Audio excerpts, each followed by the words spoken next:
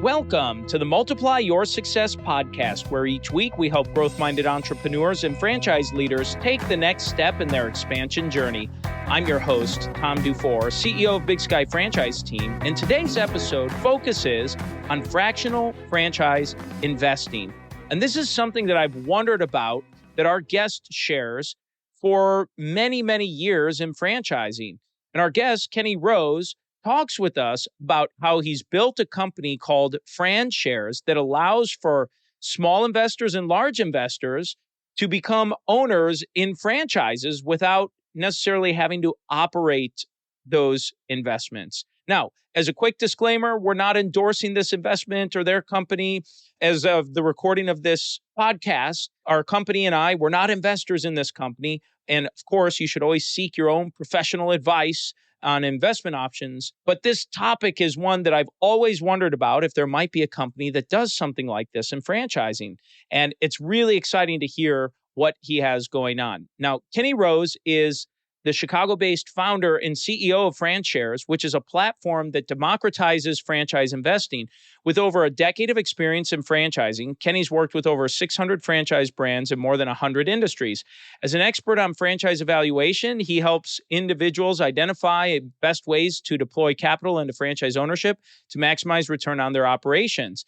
He founded FranShares to allow individuals to invest in a diversified portfolio of franchises with as little as $500. Backed by Chicago Ventures, the platform is aimed at creating passive income streams for investors. He's a recognized expert and has been featured in various high-profile media outlets, including Forbes, Entrepreneur, Business Insider, ABC, American Express, The Hustle, Market Watch, and many others, reaching an audience of more than 300 million people. So let's go ahead and jump right into my interview with Kenny Rose. Thanks for having me, Tom. My name's Kenny Rose. I'm the founder and CEO of FranShares. Right. Well, today is really to talk about FranShares and what it is and what you're doing. And so just as a starting point, let's talk about FranShares. What is it and what are you doing? So FranShares is the first platform where any investor can get into franchise ownership for as little as $500. They do so by investing in a portfolio of franchises alongside other investors. Everyone from your retail average Joe to accredited investors and all the way to institutional. And really the purpose of this is to bring back true owner operators to franchising. I came from the brokerage side of the franchise world the last decade, and I saw a lot of people who wanted to write a check, but then not actually do anything for the business. And as any business owner will tell you, that's how you destroy a business. And so there's this separation between where money comes from and who the true owner operators are. 'Cause a lot of people, they're like, I will be in and out every single day. I'm passionate, enthusiastic about it, but they often don't have the capital to actually go and start a franchise. And so we separated owners, operators, and the capital by crowdfunding capital to fund these true owner operators to start or expand their franchises. I love the concept. Having been in franchising, coming up on 20 years, having been involved with franchise sales, I've been a franchisee where I was that really absentee to semi-absentee owner and saw the difference with not having that vested owner operator in the operation. It was different. And seeing on that franchise development side and that franchise sales side, where we've all had these candidates, if you have any sort of experience in it, and it really doesn't matter the industry, where you have experienced people who have been managers or assistant managers or have kind of grown up in an industry. I think of food service and hospitality and others, where they come up, they've got awesome experience, but they can't afford the $500,000 or $800,000 to get that restaurant up and running. So I think it's brilliant. I love what you're doing. I've always wondered if there'd be an opportunity or something like that. Number one, from the owner operator side. And then number two, from an investor side, where you don't have to be an accredited investor to help support or get involved with these franchises. So what led you to kind of structure it in this way and kind of build it how you have? I came up through, it was kind of my whole career that led up to, because originally I was a financial advisor at Merrill Lynch. So I had experience selling investment products to high net worth individuals. And then I found myself in the franchise world on the brokerage side. So I was helping place people into franchises who were looking to leave the corporate world.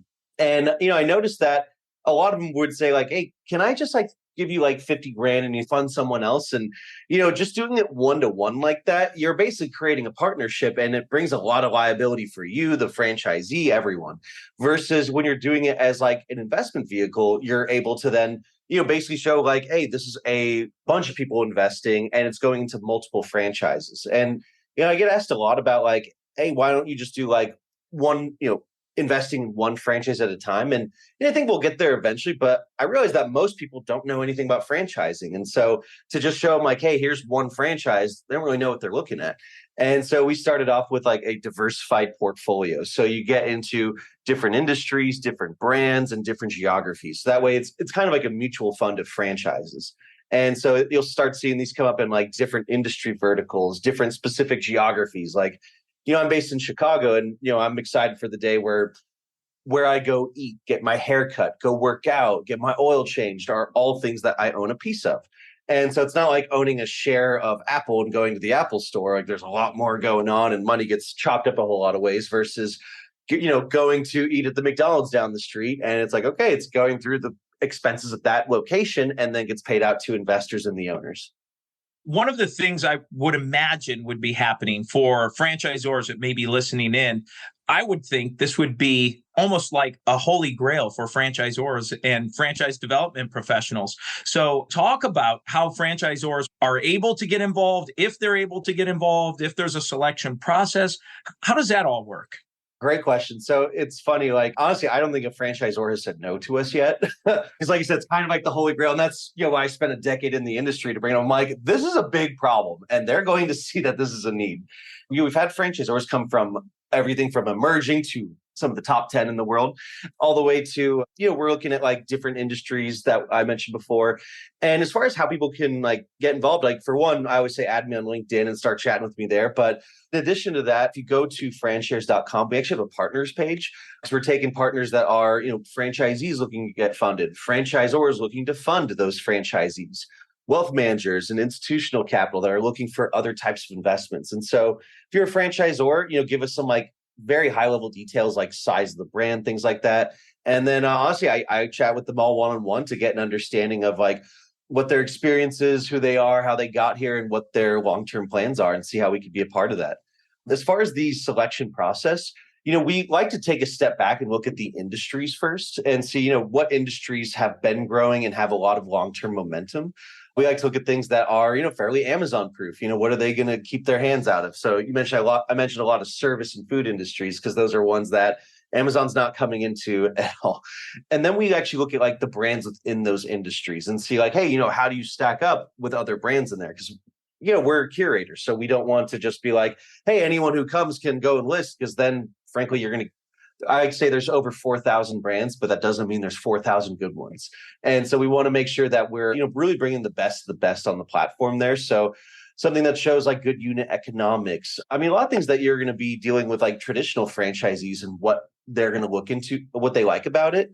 But things that like we're going to look at outside of what a prospective franchisee would is, how many owner operators do you have? Like who's actually in the business? Like I've had brands say like, oh, we're all owner operators. Then you go talk to them. It's like, this guy lives in a different state. What the hell do you mean he's an owner operator?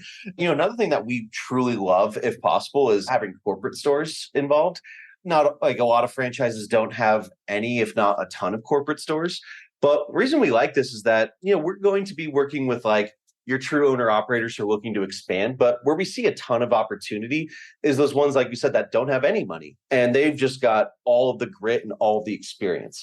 I like to say, if you were like a Burger King GM for 10 years and then you went to go try and be a McDonald's franchisee, they'd be like, well, you have everything we need except for 1.5 million in the bank. And so those are the ones that we really are excited about funding. And frankly, if you have corporate stores, it makes it even easier for us because I like to say you've really got a franchisee farm where, you can really grow these people that you have into GMs and you already have them. And there's ones where like, hey, they're probably out the door soon because there's no upward mobility. Well, we get to bring that ladder to them. And so then it's like, hey, it especially helps with your expansion. Like, so say you've got a bunch of corporate stores in Chicago, but you're like, hey, I really want to get to Phoenix. Well, I'm going to say, hey, pick your top 3 GMs, ask them if they'd be willing to move to Phoenix to own 3 stores. And we want to fund them for that 3-store development. Like every GM is going to say yes. It opens you to a new market. And not just a new market, it's a new market where you have the best possible franchisee starting that market because they've been in it already. And on top of that, we love to prioritize local ownership. So like investors that are in these areas where we're starting locations, they get first dibs on an investment. And so with that, when you're opening these new stores, it's not like one franchisee boots on the ground like you typically have, telling everyone to come to the store, be that main evangelist. You change it to having hundreds or thousands of boots on the ground. And all those people that invest in your locations, like say it's, let's use the McDonald's example. If you invest in a McDonald's that's going there, you are never going to Burger King again, ever. And none of your friends you are ever going to let to go to a Burger King ever. You're going to suggest going to McDonald's more often than you would generally because you're a part owner in it. It's like that Reddit versus Wall Street effect and the network aspect of it. So, we're looking for ones that are really great at what they do, fast growing, and honestly ready for a lot of growth, which I'm sure ready for growth is every franchise. But, there's ones who want to grow and ones who are ready for it. Well, we've talked some about the franchisee side, the franchisor side. Now let's talk about the investor side for someone who's investing, as you had mentioned, is starting investment at $500 on up to accredited investors or maybe large sum investments that are coming in.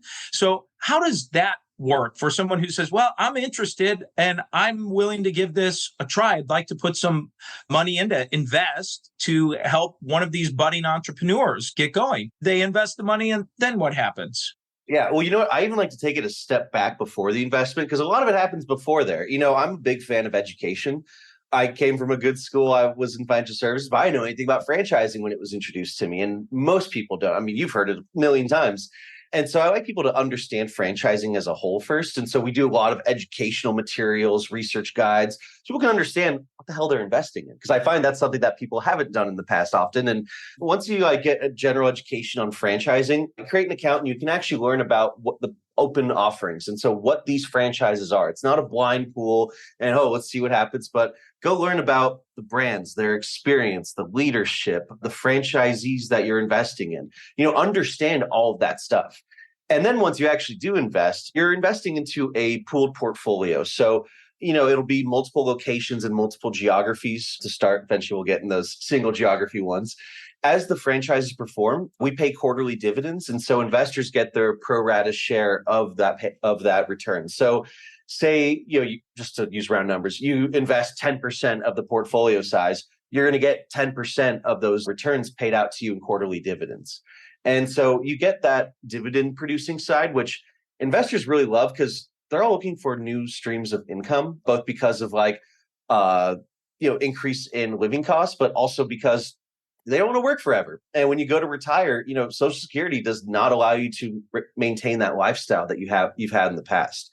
By stacking these different income streams, you can be a little more prepared for retirement, but also for your day-to-day life, just being able to afford more things. In addition to the income side of it, you also have this equity growth. So we have different types of portfolios and will in the future where some of them are growth ones. So you're investing into new locations. Now that's where you will see the biggest equity upside because you're building at cost. And as the business grows, it's worth more. However, somewhat more of like just an income investment. And so it's like, hey, this is already up and running. We're going to invest in it, but you're not going to see as much equity growth, but you'll see quicker income because it's already going. And frankly, you're paying a higher premium because they already built it. But in addition to that, once we eventually sell a portfolio, so goal being to sell every 7 to 10 years or so, you get your pro rata share of that sale price. So again, going back to the example, if you own 10% of the portfolio, you're getting 10% of that share price there, or the sell price, I should say. Interesting. Now, for that owner operator, for the franchisee in this scenario, how does that work for them? Do they get a piece of ownership as part of that process? What do they end up with as part of the deal? Yeah. So every deal is going to be a little different depending on what they have and what they're trying to do. So if you already own a few locations and we're helping you build the next 5, it's going to look a little different than if you're doing what I call the Chick-fil-A style of ownership and you're coming in with little to no money and we're putting in everything for you. A lot of times it'll do kind of like a waterfall. And so we help investors recoup their capital faster also because it's more risky at the beginning. And so it'll be something like a 75-25% split of the income that's going, 75 going back to the investors until they recoup that total investment. And it'll go more to like a 50-50 share until we basically get a certain type of return for them. And then it'll be 25% in perpetuity for the investors until we eventually exit a portfolio. So you still maintain that equity side. The level of payout is going to switch because frankly, we want franchisees we're not taking advantage of them. We want them to be equity owners. We want them to really make substantial capital and be able to grow. Like, we don't want to do one location with each franchisee. We want to help scale them and build them. And that's also why we've got advisors everywhere from like franchise investment banking all the way to major franchisees that have over 400 locations. Is that we want to have these different ways to help support you and how you grow over time. And, as I really thought about this, I was thinking about what franchisees like, what they don't like, problems they have, solutions offered out there. And, when you look at traditionally, you get a bank loan, you're basically paying interest and they're very high payments. And that's it. Like, that's all they give you the capital and fear for your life. And so for us, like, it's not, here's your payment that's due every month. It's, we're partners with you. We're growing with you at the same rate you are. And in addition, franchisees, they want to run the business. There's a lot of other parts of it that you're required as a franchisee to do, but are very difficult and they don't come up all the time. Like, if it's site selection, the permitting process, construction management, how you get insurance for the business. There's a lot of things out there where, like, if you're 1,000-person company, you got great platforms out there for you, but they're not built for small franchisees. Versus we have subscriptions for this that we then end up sharing with franchisees or give significant discounts for. And it's something that franchisors can't do, or else it gets too close to like joint employer law. But we're partners with them. We can give them all the support we want. We're helping to support them by offering all these different areas as well. But then even taking it a step further and looking at the employees themselves. Employees in franchise, they're often getting minimum wage and there's no upward mobility. And so that's why you see a ton of turnover in the franchise space. So how do you reduce that? Well, again, it's something Chick-fil-A figured out and something that we replicate for other brands, which is there's a ladder now. You can start as a minimum wage employee and work your way up to become a general manager and then eventually an owner because we're going to fund you. But in addition to that, it's everything before then. So when you're a minimum wage employee, oftentimes it's how do I get insurance, auto insurance, health? How do I save for retirement? What if I have an emergency expense? And so again, a lot of platforms out there that can help with these things, but they don't really cater to the smallest of businesses. So we end up bringing these opportunities to franchisees so they can offer benefits for their employees. Now, when you can offer benefits for employees, you have better quality employees coming to you and they're staying for longer because they're not getting these things other places. And so that's what's going to keep better people there for longer term. And in essence, that's going to increase returns, better operations, lower turnover. And so we're trying to look at like the full life of the business and how we can help, because it starts with the money, but it doesn't end there. And that's what banks have always thought it has. But it's like, no, I want to support you throughout your entire operation because we're partners with you. I really like what you described, especially for those employees that are either working at a franchisee location or working at a corporate location. They now can see an actual pathway and provides to these franchisees and to the franchisor what I've always encouraged our clients to do, which is build this employee to franchisee pathway to make it a clear path for them to say, here's where I can start, but here's where I can go if I work hard and put the time in. And what I've seen for companies that implement these kinds of programs, and I'm sure you have as well, it doesn't take as long as someone might normally think to rise up quickly to become a star and kind of be viewed or recognized or maybe tapped as the next in line or getting in line for that. It happens much more quickly than I think people think. Oh, yeah. Well, they just don't care to listen or look at them. And honestly, I think if you don't give people opportunity, you don't give them a chance to rise. And so we want to give opportunities so people can prove themselves and work their way up. Because, honestly, I've always said, like, hey, 5 years, anyone working in a franchise could probably run it by then. It's actually realistically probably less, but I like to say it as a safe thing. And so it's like, yeah, you've got all the people you need to help continue to scale this business. They just lack funds. As a franchisor, it's a real gray area / impossible to fund them. That's where we like to create this opportunity for them. And I love that you call it employee to franchisee path. I've been calling it the ladder. I think that resonates a lot more, especially with a lot of people, to be honest. So yeah, no, we're excited to really create this ladder for people. How can someone learn more about what you're doing, reach out to gather the info or get involved? What's the next step they can take? Go to franshares.com and it's like shares of franchises. Also add me on LinkedIn. My name's Kenny Rose, Rose spelled like the flower. Yeah, start the conversation and you never know where it could go. Love it. Well, this is a great time in the show where we transition and we ask every guest the same 4 questions before they go. And the first question we like to ask is, have you had a miss or two on your journey and something you've learned from it? A miss, man, honestly, it was with a vendor I worked with very early on. That was a technology one. And honestly, I think we just raised our venture funding. And, I was new to being a founder of a tech company and signed a contract without having the legal team review. And I ended up paying for it dearly. Just a lot of over promising, under delivering, and not a lot of action I could take from it. And so, I learned that don't take people's word for it, verify everything, and always have legal take a second and third peek at it. Great advice there, certainly. Well, let's talk about a make or two you'd like to share. Make was actually getting my funding for the company because I had this idea 7 or 8 years ago. I built another brokerage before I actually went and launched it. And then actually it was when the pandemic hit and I read an article, people were gambling on the stock market because sports weren't on. And I was like, oh, investing doesn't make sense anymore. It's time for this.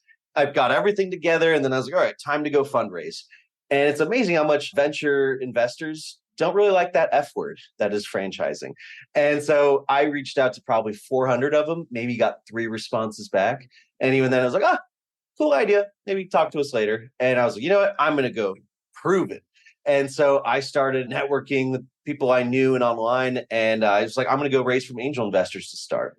And I ended up raising almost 600,000 in 3 weeks. Then I went back to all the venture funds and said, hey, I've got money in the bank. I'm ready to roll. And just had to keep working my way there, but eventually raised our full pre-seed round for the company, which is a little over 1.5 million. And so it was a lot of beating my head against the wall, but we got there.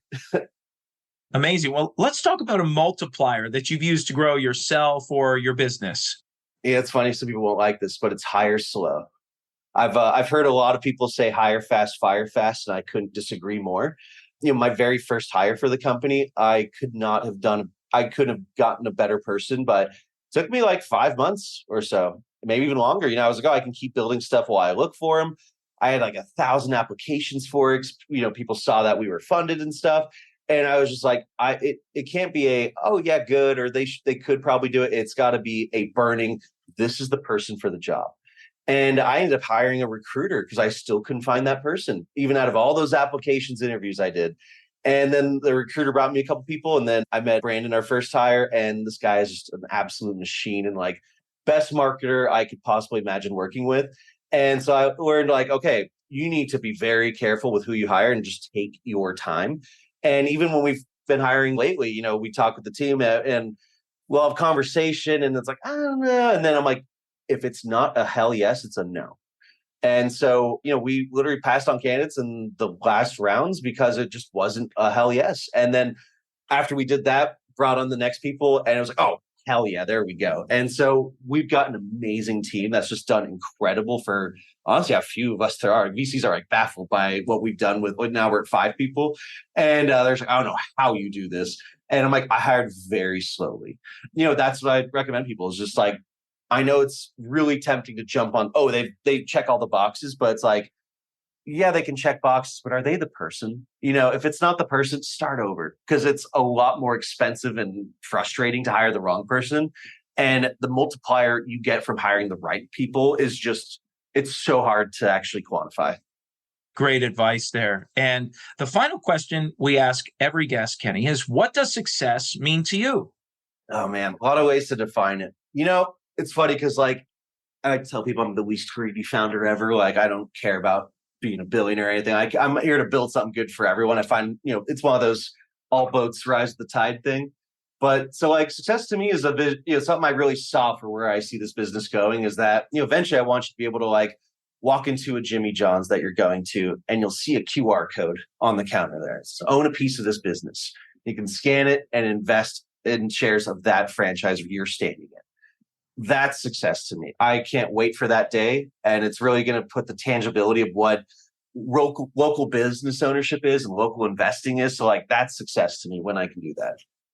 Hearing you say that spurred a thought, thinking of that QR code sitting at that local Jimmy John's or local, whichever franchise it might be. And it makes me think about maybe an employee who's there. If the minimum buy-in, as you said, is $500, someone who's even a part-time employee might decide, I'm going to save a little from each of my paychecks for the next little bit. And now they know they own a part of that. And you can literally, as that owner, now create this version of shared ownership with your staff and with your employees as a benefit. So it's beautiful. It's actually in the pipeline for us. Instead of a 401k, 401 Fran. So I want people working there and owning it to own a piece of it, because frankly, everything will go so much smoother and better. Brilliant. Well, as we bring this to a close, Kenny, is there anything you were hoping to share or get across that you haven't had a chance to yet? No, honestly, just go check us out, learn something new, and hope to see you in an offering one day, hopefully. Kenny, thank you so much for a fantastic interview. And let's go ahead and jump into today's 3 key takeaways.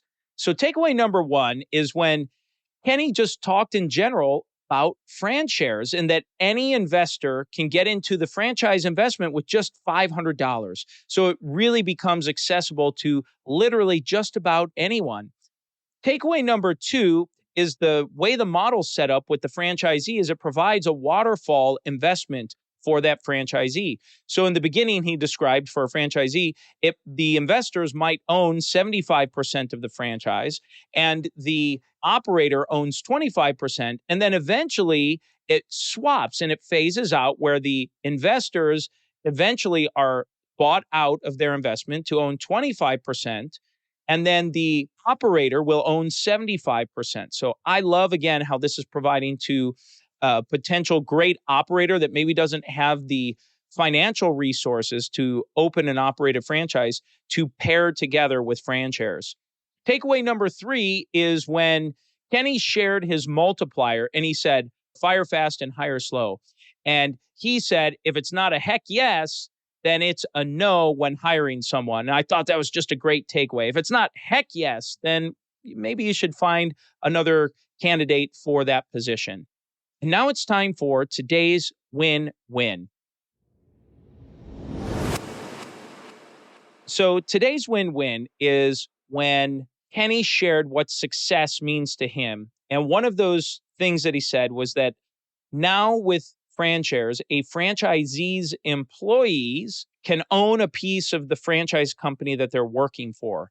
So if you're a franchisee out there or that's part of this FranShares system over time, your employees could literally buy a part of the business and then share in the dividends that come through that investment. And to me, that's a beautiful thing that brings it full circle to have some level of ownership from the franchisee to the investors, all the way down to a full-time or a part-time employee could be able to become a part of this. So I thought that's just a phenomenal win-win. And that's the episode today, folks. Please make sure you subscribe to the podcast and give us a review. And remember, if you or anyone you know might be ready to franchise their business or take their franchise company to the next level, please connect with us at bigskyfranchiseteam.com. Thanks for tuning in, and we look forward to having you back next week.